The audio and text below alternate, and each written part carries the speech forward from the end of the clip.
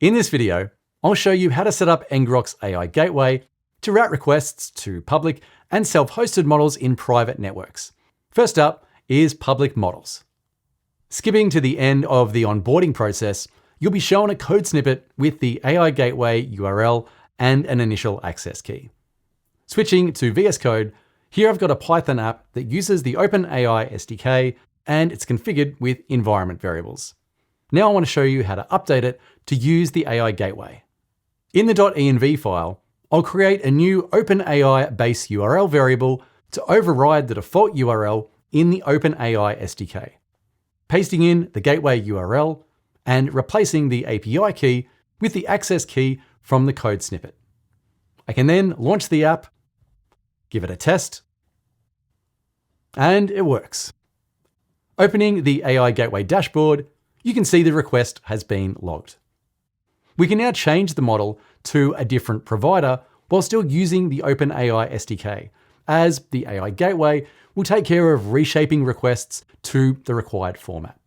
To change to an Anthropic model, I'll head to the providers page, click Built-in, then Anthropic, and copy the Haiku model ID.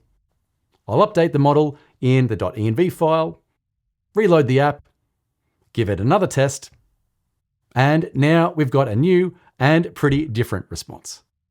That's public models covered. Up next is routing to self-hosted models. Only ngrok's AI gateway can route directly to local models without a VPN or firewall changes. All you need is the ngrok CLI running in the same environment as your model host. From the providers page, I'll click Add Custom Provider. Then I don't have a URL, meaning not a public URL. Then select your model host if it's in the list, or choose Other. I'll select LM Studio, then Continue. I'll enable the responses and message API formats as they're supported by LM Studio, click Continue, and the next step is to add the hosted models. I'm using Gemma 4 E4B, so I'll copy the model ID from LM Studio, then in the dashboard, I'll add the model and click Continue. Authorization keys aren't needed for my LM Studio instance, so I'll click Continue again, taking us to the summary screen.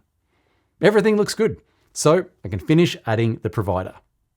You'll then see the setup instructions for using the ngrok CLI in the same environment as your model host.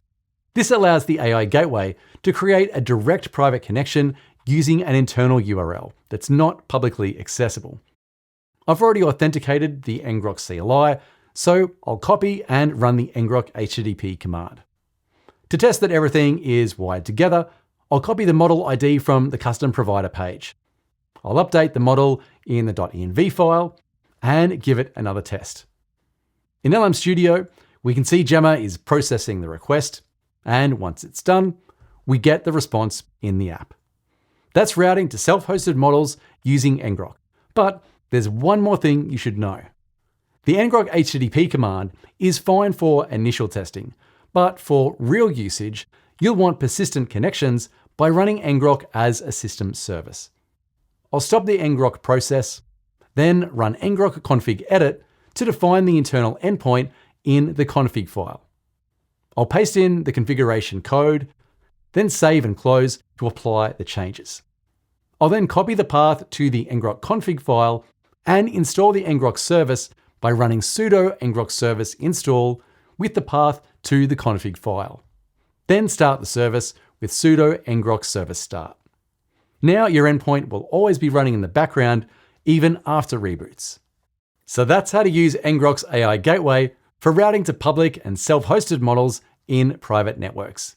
If you've got feedback or you're building something interesting with ngrok's AI gateway, I'd love to hear about it. Drop a comment below or just send me an email at r.blunden@ngrok.com. I'm Ryan, and thanks for watching.